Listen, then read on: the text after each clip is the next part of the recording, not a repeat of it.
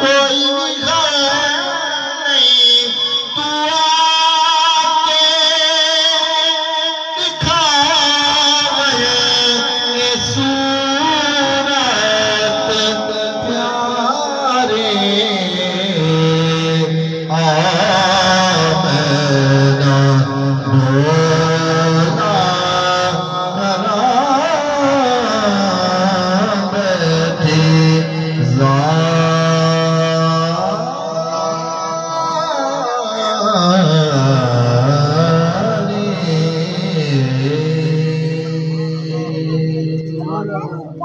कारी मोहम्मद शफीउल्लाह साहब की एक फरमाइशी में लोड़ है। एक फिर मोहब्बत नाल सुभान अल्लाह